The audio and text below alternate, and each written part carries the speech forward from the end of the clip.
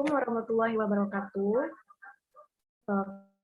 Kami dari kelompok 2 dengan anggota yang pertama Usja Abkoria, NIM A1C321035, Gustian A1C321034, dan saya sendiri Isnaini Ramadhaniati dengan NIM A1C321036. Di sini kami akan mempresentasikan materi kami tentang latar belakang pendidikan multikultural. Presentasi yang pertama akan dibacakan atau dijelaskan oleh Saudari Usja Abkoria. Kepada Saudari Usja, dipersilakan. Pertama, kita ada di bab pendahuluan, yaitu kita mempunyai latar belakang pendidikan sebagai sebuah proses pengembangan sumber daya manusia agar memperoleh kemampuan sosial dan perkembangan individu yang optimal, memberikan relasi yang kuat antar individu dan masyarakat dan lingkungan budaya sekitarnya. Kita juga mempunyai rumusan masalah.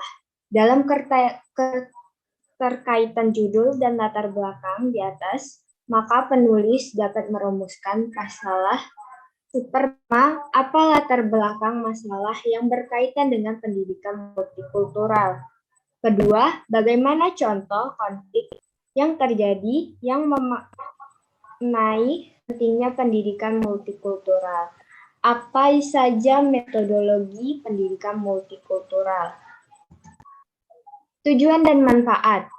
Adapun pentingnya pendidikan multikultural di Indonesia yaitu sebagai sarana alternatif pemecah konflik dan pendidikan multikultural sangat relevan untuk demokrasi yang ada seperti sekarang. Tinjauan pustaka. Masyarakat Indonesia bukan hanya merupakan keanekaragaman suku, bangsa, melainkan juga menyangkut tentang keanekaragaman budaya yang ada dalam masyarakat Indonesia. Secara menyeluruh, pendidikan multikultural dapat didefinisikan sebagai pendidikan untuk tentang keragaman kebudayaan dalam merespon perubahan demografis dan kultural lingkungan masyarakat tertentu atau bahkan dunia secara keseluruhan. Pembahasan akan disampaikan oleh Isnaini Ramadhaniati. Kami persilakan. Oke, terima kasih. Di sini akan membahas tentang pertama latar belakang masalah. Kehidupan multikultural manusia merupakan potensi konflik dalam berbagai hal, baik antar individu maupun antar kelompok sebagai akibat dari adanya perbedaan perspektif, kepentingan, dan tujuan hidup di antara mereka. Konflik bisa disebabkan dari masalah yang sangat sederhana atau kecil sampai dengan masalah yang kompleks atau besar. Dan di dalam masalah-masalah yang pernah terjadi di Indonesia, adapun di sini mengambil salah satu contohnya yaitu konflik yang terjadi di Sampit atau dikenal dengan tragedi Sampit pada tahun 2001. Konflik ini adalah sebuah insiden pertama yang terjadi antar suku Dayak dan Madura. Sebelumnya sudah terjadi perselisihan antara keduanya. Penduduk Madura pertama kali tiba di Kalimantan Tengah tahun 1930 di bawah program transmigrasi yang dicanangkan pemerintah kolonial Belanda. Hingga tahun 2000, transmigran asal Madura telah membentuk 21% populasi Kalimantan Tengah.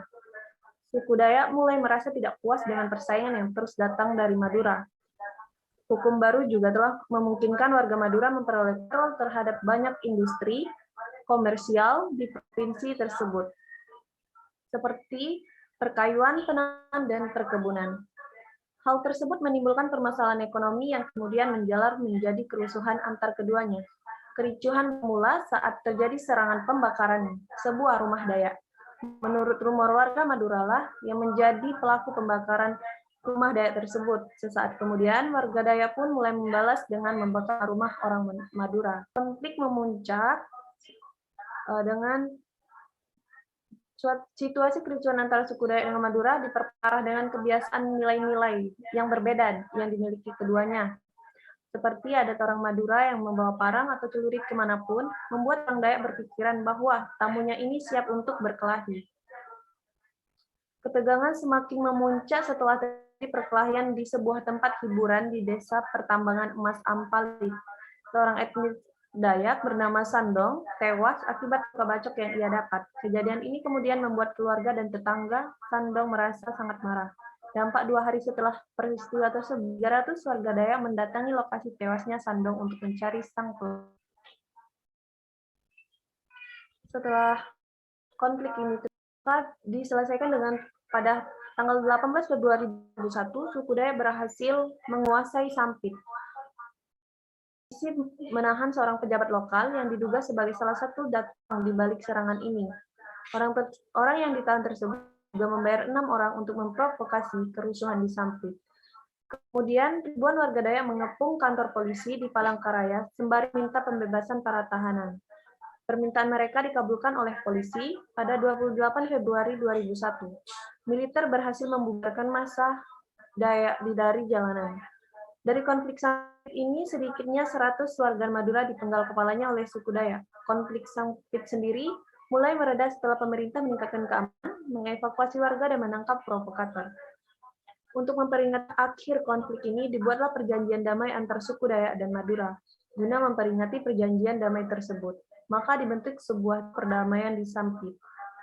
Ini adalah salah satu contoh dari pertikaian ataupun contoh multikultural yang ada di Indonesia. Selanjutnya kita membahas tentang metodologi pendidikan multikultural yang akan dibahas oleh Gustian. Kepada Gustian dipersilakan.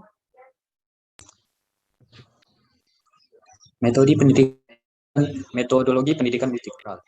Metodologi menurut Kamus Besar Bahasa Indonesia ataupun KBBI memiliki pengertian tentang suatu metode ataupun metodologi adalah ilmu-ilmu atau cara yang digunakan untuk memperoleh kebenaran menggunakan penelusuran dengan tata cara tertentu dalam penemukan kebenaran. Cara atau metode yang digunakan dalam pendidikan multikultural dibagi menjadi beberapa, yaitu metode kontribusi. Penerapan metode kontribusi ini adalah dengan mengajak pembelajar berpartisipasi dalam memahami dan mengekspresi kultur atau budaya lain yang berbeda dengan dirinya, ataupun diterapkan dengan menyertakan peserta didik untuk memilih buku, bacaan bersama, dan melakukan aktivitas bersama. Dan yang kedua adalah metode pengayaan. Penerapan metode ini salah satunya adalah dengan mengajak peserta didik menilai atau menguji dan kemudian mengekspresikan cara pandang masyarakat dengan syarat peserta didik tidak mengubah pahamnya tentang hal itu, seperti tata cara atau ritual ibadah, pernak-pernik dan ritual ibadah, pernikahan, dan lain sebagainya.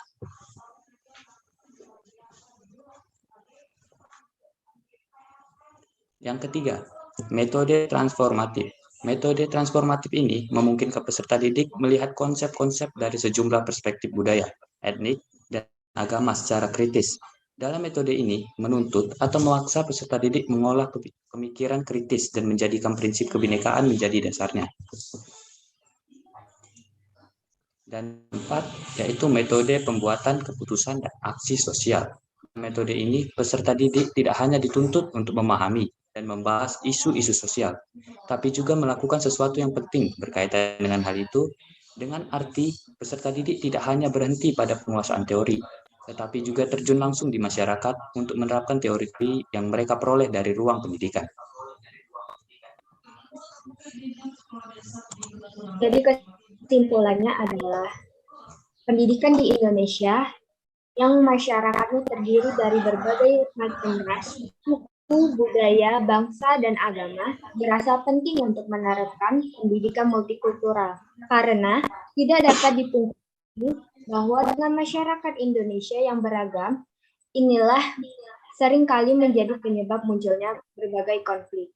Pendidikan multikultural adalah strategi pendidikan yang diaplikasikan pada semua jenis mata pelajaran dengan cara menggunakan perbedaan-perbedaan budaya yang ada pada para siswa seperti perbedaan etnis, agama, bahasa, gender, kelas sosial, ras, kemampuan, dan umur agar proses belajar menjadi efektif dan mudah. Pendidikan multikultural tidak hanya dipelajari dalam pendidikan normal saja, melainkan pendidikan multikultural itu harus dipelajari oleh masyarakat luas secara non-formal melalui berbagai macam diskusi, presentasi, agar dapat terciptanya masyarakat Indonesia yang tentram dan damai. Baik, sekianlah presentasi dari kelompok kami. Jika ada pertanyaan, nanti bisa ditanyakan ke dalam room chat yang ada di ILMS. Terima kasih atas perhatiannya. Kami akhiri. Wassalamualaikum warahmatullahi wabarakatuh.